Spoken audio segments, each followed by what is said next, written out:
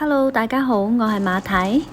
農曆新年就快到咯喎，今日我哋嚟整清熱潤肺嘅馬蹄糕。往年我都有分享過足料嘅蘿蔔糕啦，仲有煙煙韌韌嘅古法年糕，大家有冇試過整啊？今次分享呢個馬蹄糕唔止簡單易做，馬蹄仲可以清熱生津、潤肺消滯。過年嘅時候特別多聚餐啦，又會食埋好多煎炸嘢喎。呢個時候食返2件馬蹄糕就啱晒啦。我哋即刻嚟睇下材料先。成功嘅馬蹄糕最重要就係馬蹄粉啦。今次我用咗呢個老字號嘅牌子半糖，片糖就等佢啲顏色會金黃啲嘅，加埋冰糖整出嚟個糕就會爽身啲同埋清甜啲。如果覺得條片有幫助嘅，好歡迎你訂閱我嘅頻道。首先我哋開咗啲馬蹄粉先，食譜入邊嘅水倒一半落去開馬蹄粉。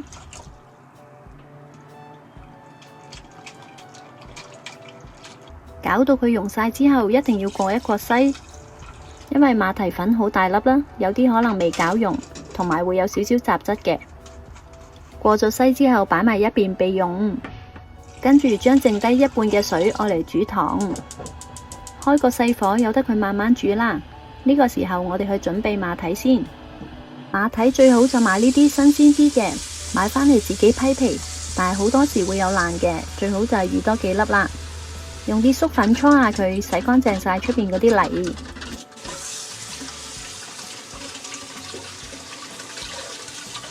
多數我都會去咗個頂同埋個底先嘅。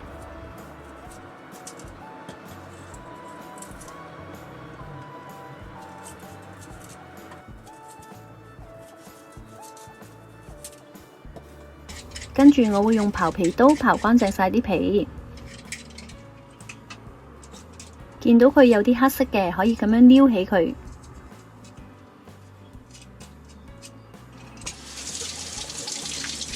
咁就會得到一個白雪雪嘅馬蹄啦。批完皮嘅馬蹄用啲水浸住佢，等佢冇咁易氧化變色。馬蹄我鍾意切薄片，覺得口感會好啲。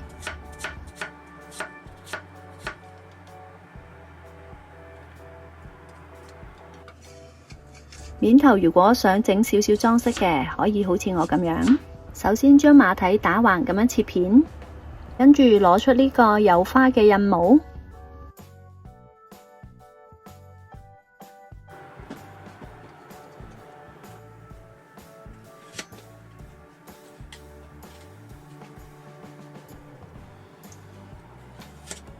好簡單嘅啫，咁就得到幾片花形嘅馬蹄啦。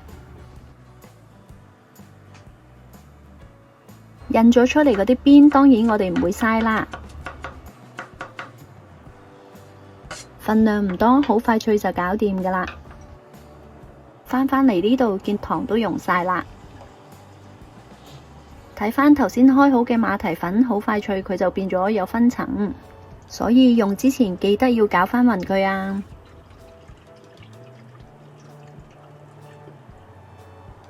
跟住滗一殼頭先準備好嘅馬蹄粉漿，加落去啲糖水入邊，好快脆咁樣攪勻。你會即時見到啲糖水變得結身咗嘅。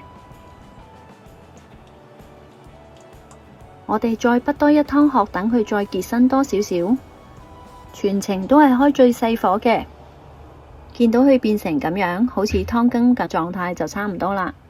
呢個就係熟漿嘅部分，已經搞掂噶啦。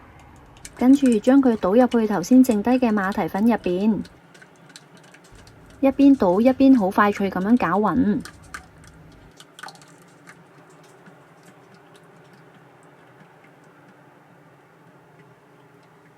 見到咁嘅狀態就差唔多啦。呢個時候可以加入馬蹄，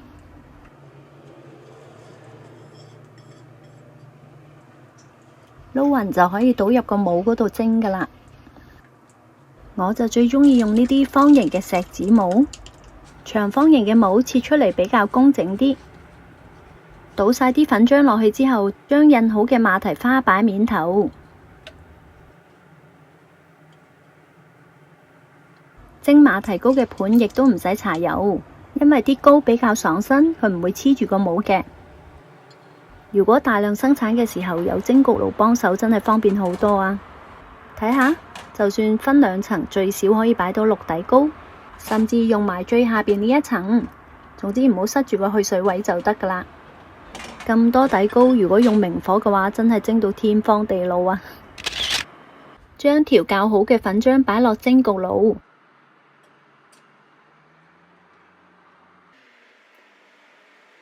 ，100度蒸佢40分鐘。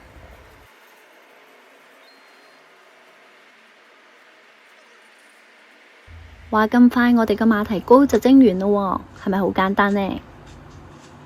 用個筷子測試一下，啲粉全部透明嘅，就證明已經熟晒㗎喇。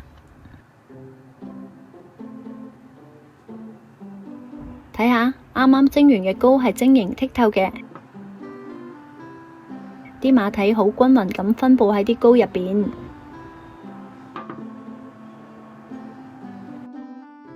攤凍咗之後，大家發唔發覺啲顏色深咗好多呢？跟住我將佢擺咗入雪櫃，第2日再打開睇睇，顏色又唔同咗咯。用牙籤或者刀仔喺個糕盤嗰度畫一個圈，將佢反轉就可以好輕鬆咁脫模。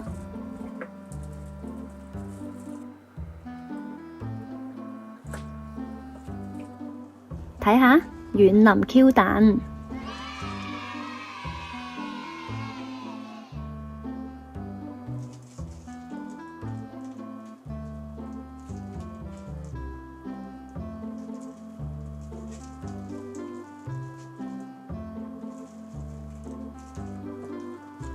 如果唔想煎嘅，就咁食都可以㗎，夠晒清甜。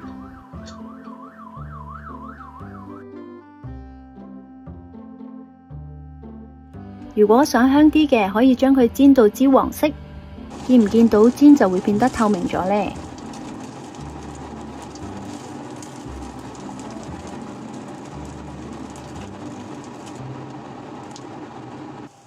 煎完之後再食就多咗一份焦糖味，新鮮嘅馬蹄又爽又脆，真係好好食啊！